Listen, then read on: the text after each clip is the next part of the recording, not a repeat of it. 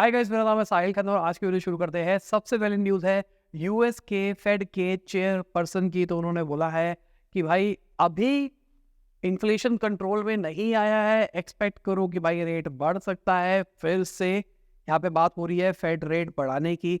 तो भाई आज तो जो सैटरडे है, मंडे को इसका इम्पैक्ट देखने को मिलेगा, देखना। अगली खबर अडानी ग्रुप की है। तो अडानी ग्रुप के जो सीएफओ है उन्होंने बोला है कि $84 बिलियन इन्वेस्ट किए जाएंगे अडानी ग्रुप के अंदर आने वाले डेकेड के अंदर, मतलब 10 सालों के अंदर। और ये बहुत बड़ा इन्वेस्टमेंट है।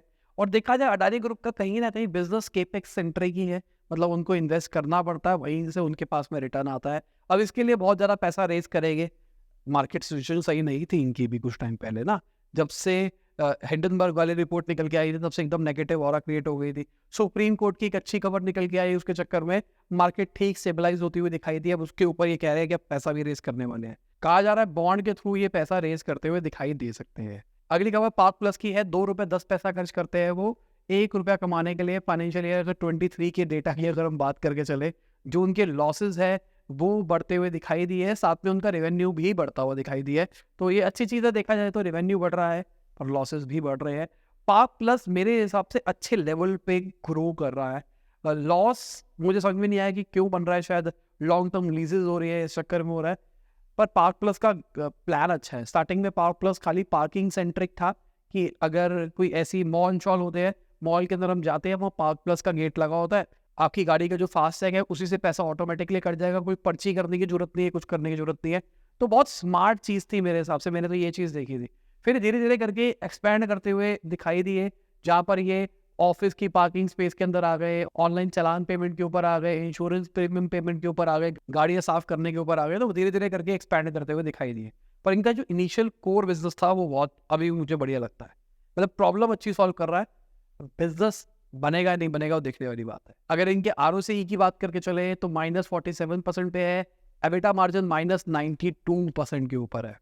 बड़ी चीज़ है। वीडियो में आगे जाने से पहले याद दिलाना चाहूँगा, आपने लाइक का बटन नहीं दबाया है और चैनल को सब्सक्राइब भी नहीं किया है, सब्सक्राइब कर दो, लाइक का बटन दबा दो और कमेंट में लिख दो कुछ भी फॉर द एंगेजमेंट।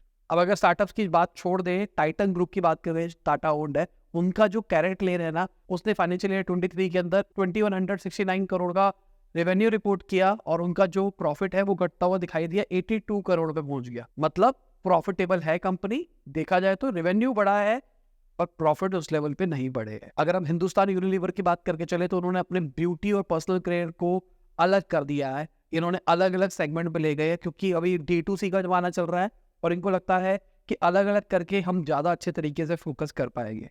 तो 2 एंटिटी बनाई गई है, एक beauty and wellness division handle करेगी, दूसरी पर्सनल केयर करेगी।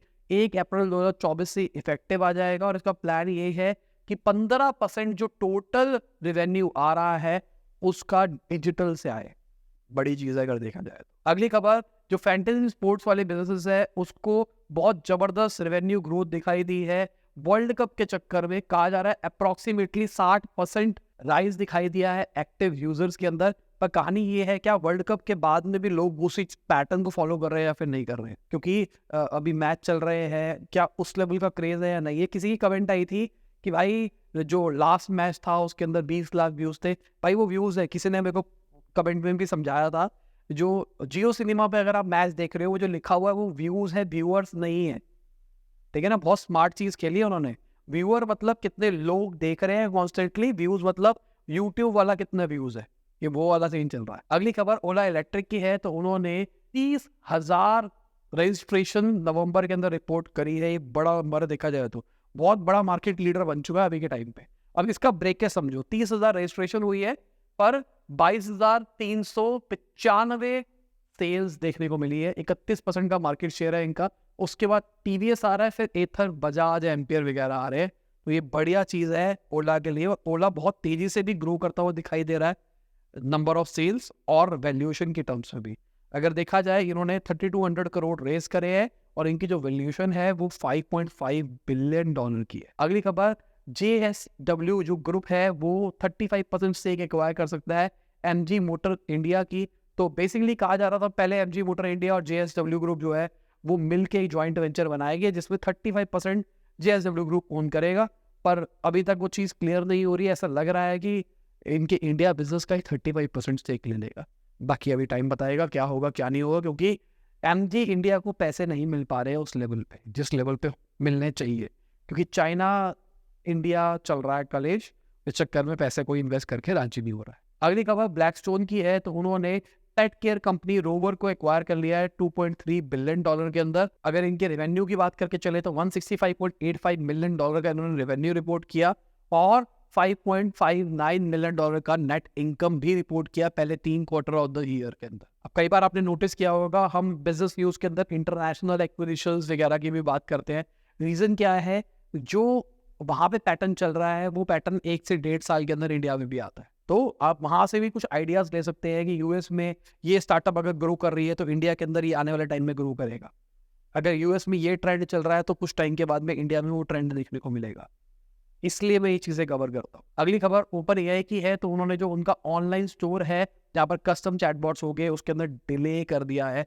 नवंबर की बात थी, दिसंबर की बात थी, अब कहा जा रहा है अगले साल आएगा, पता नहीं कब आएगा। पहले उन्होंने बहुत बढ़िया प्रोडक्ट निकाला मेरे हिसाब से, जो कस्टम जीपीटी का ऑप्शन निकाला है। आज कोई भी अपना खुद का जीपीटी बना सकता है, अच्छी चीज़ है, पर अब वो सबके पास एक्सेस नहीं है। पहले तो प्रीमियम यूजर्स को रोक दिया गया क्योंकि लोड ज़्यादा पड़ रहा है, उसके बाद में अभी एक्सपेंड नहीं कर पा रहे। मुझे समझ में नहीं आ रहा क्यों नहीं कर पा रहे, रीज़न नहीं समझ में आ रहा है। पैसा वैसा सब कुछ है इनके पास में ना, पर रुक क्यों रहे हैं? क्या ये इनको लग रहा है कुछ कलेश ना हो जाए, कोई गलत चीज़ ना बन जाए? अब अगर हम एआई की बात कर रहे हैं तो गूगल का जो एआई यूनिट है डीप माइंड, उनका कहना है 800 साल की नॉलेज उन्होंने डिस्कवर कर ली है। बेसिकली उन्होंने बोला है जो स्टेबल इनऑर्गेनिक क्रिस्टल्स होते हैं, जो टेक्नोलॉजी सिलिकॉन चिप वगैरह बनाने के लिए जो इनऑर्गेनिक मटेरियल चाहिए होते हैं, वो उन्होंने फाइंड किए हैं तकरीबन 2.2 मिलियन, जिसमें से 3,80,000 स्टेबल है।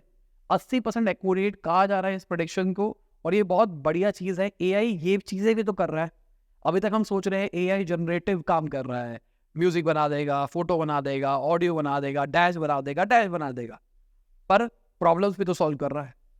आज बहुत सारी ऐसी बीमारियां जिसका इलाज करने में टाइम लगता, एआई की वजह से वो जल्दी सॉल्व होगी। देखना जल्दी ही, हम सुनते हैं ना एचआईवी का इलाज नहीं है या फिर कैंसर का इलाज नहीं है, जल्दी ही इन चीज़ों के इलाज भी हमको देखते हुए मिलाई देंगे, बहुत जल्दी। मुझे ऐसा लगता है बहुत जल्दी, मतलब हम यहाँ पे बात नहीं कर रहे 1-2 दिन या 1-2 महीने के अंदर, बहुत जल्दी, मतलब जितना सोचा हुआ था उससे जल्दी होगा। अगली खबर, गवर्नमेंट ने डार्क पैटर्न्स को बैन कर दिया है ई कॉमर्स प्लेटफॉर्म के ऊपर, ताकि कस्टमर्स के साथ में मैनिपुलेशन ना हो।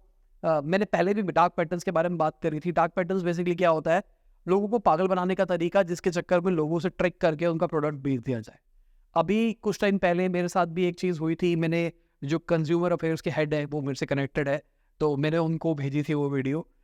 एक कंपनी है कंट्री डिलाइट करके, वो कार्ट में कुछ और दिखा रही थी, पैसे कुछ और काट रही थी। मेरे कंज्यूमर फोरम में कंप्लेंट तो डाल दी है, अभी तक उसका कोई एक्शन नहीं हुआ है, और डाल के छोड़ दिया है, क्या पता लोगों को समझ में आए। बाकी मैं आपको भी दिखा देता हूँ, ये डार्क पैटर्न है, इस डार्क पैटर्न से बच के रहना। ये मतलब ये इलीगल है, इसके ऊपर आप केस भी कर सकते हो।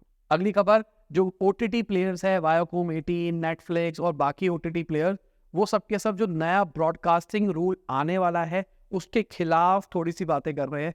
देखो क्या होने वाला है, एक तरह से जो ओटीटी प्लेयर्स है उस पर रेगुलेशन लग जाएगी। जैसे मूवी निकलने से पहले एक टीम देखती है और बताती है भाई मूवी हॉल में डालने लायक है या फिर नहीं है, क्या सर्टिफिकेट है क्या नहीं है, सिमिलरली ओटीटी के अंदर भी उसी चीज़ की बात करी जा रही है। लेट्स सी क्या होता है क्या नहीं होता, क्योंकि ये तो अगेंस्ट इनका कहना है कि इसकी वजह से डिलेज आ सकते हैं, बहुत दिक्कतें आ सकती है कंटेंट प्रोडक्शन वगैरह वगैरह के अंदर।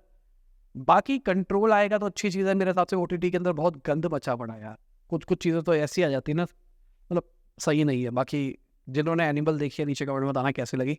मैं तो कल देखने के लिए जा रहा हूँ वैसे। हमने पहले बुक करा रखी थी, पर हमारा सब कजन का प्लान यही था कि हम छुट्टी वाले दिन देखेंगे। बाकी ये लोग हैं हमारे सपोर्टर्स, जिनकी वजह से डेली हम आप तक बिजनेस न्यूज़ ला पाते हैं। Thank you for supporting us. धीरे धीरे करके सपोर्टर्स बढ़ रहे हैं। आप भी अगर हमको सपोर्ट करना चाहते हैं, नीचे ज्वाइन का बटन है उसको दबा सकते हैं और हमको सपोर्ट कर सकते हैं। और इसी के साथ आज की ये वीडियो खत्म होती है। उम्मीद करता हूं आपको मजा होगा। लाइक कर देना, शेयर कर देना, कमेंट बताना वीडियो कैसी लगी। बाय, गुड नाइट, शब, खुदा हाफिज़, गुड मॉर्निंग। और जब भी आप वीडियो को देख रहे हैं, जय हिंद, वंदे मातरम।